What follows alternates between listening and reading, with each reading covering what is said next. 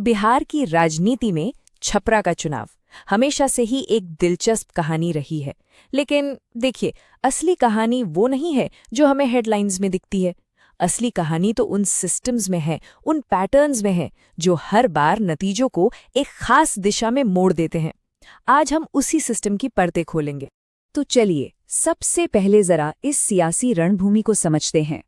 ये कहानी है विधानसभा क्षेत्र 118 छपरा की, जो बिहार के सारण जिले में आता है।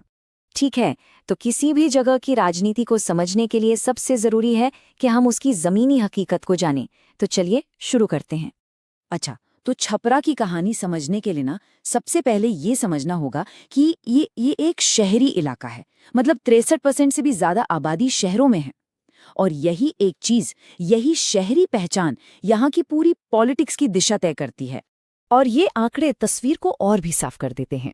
देखिए, लगभग 3,40,000 वोटर्स हैं। शहरी इलाकों में वैश्य समुदाय एक बड़ी ताकत है, तो वहीं विपक्ष का जो मुख्य आधार है वो यादव समुदाय है।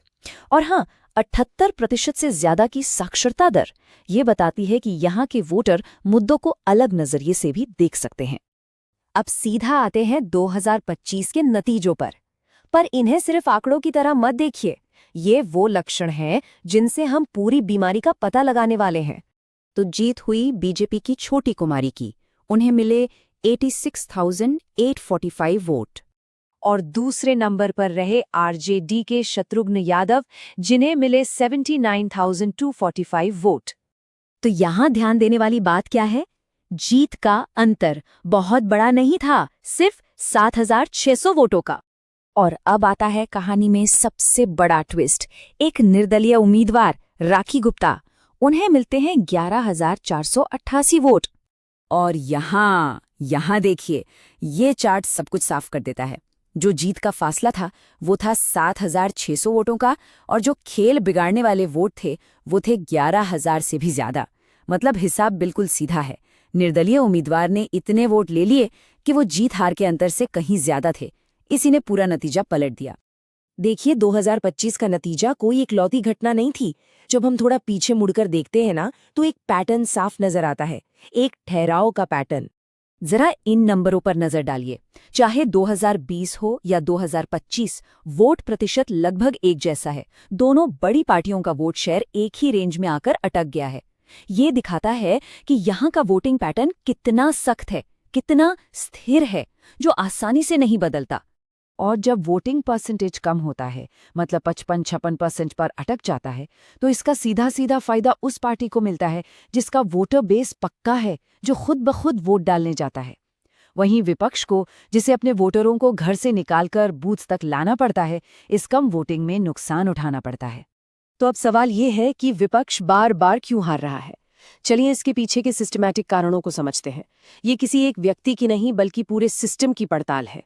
यहाँ 4 बड़ी वजह हैं जो आपस में जुड़ी हुई हैं। एक तो वोटों का बंटवारा, जैसा हमने अभी देखा, वो तो गणित के हिसाब से ही सत्ताधारी दल को जिता देता है। दूसरा है शहर का वो किला जिसे भेदना मुश्किल है। तीसरा कमजोर बूथ मैनेजमेंट। और चौथा एक बहुत ही अजीब साइकोलॉजिकल फैक्टर। इसे कहते हैं सिविक डिस्ट्रेस डीकपलिंग। अब इसका मतलब क्या है? सीधा सा मतलब ये है कि लोग अपने रोजमर्रा की परेशानियों से, जैसे कि मान लीजिए कोई फ्लाईओवर सालों से अटका पड़ा है, उससे बहुत नाराज तो हैं, लेकिन जब वोट देने का दिन आता है तो वो नाराजगी वोट में नहीं बदलती। वोट देने का फैसला वो विचारधारा या दूसरे समीकरणों पर ही टिका रहता है।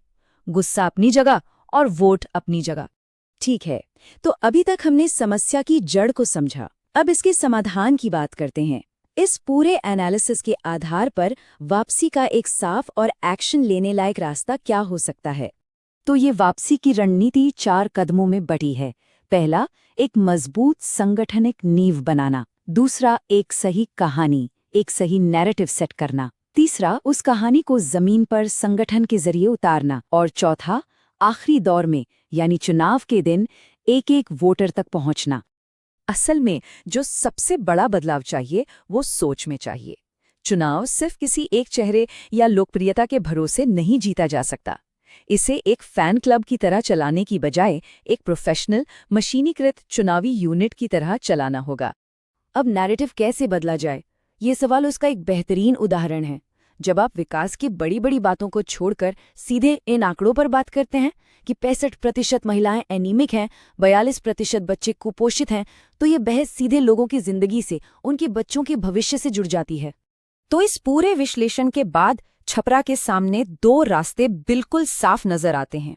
एक रास्ता वही है जो अब तक चलता आया है, कम वोटिंग, बटा हुआ विपक्ष और नतीजे भी लगभग वही। और दूसरा रास्ता है एक नई अनुशासित रणनीति अपनाने का, जहां एकजुट होकर गवर्नेंस के असली मुद्दों पर फोकस करके जीत की एक नई राह बनाई जा सकती है।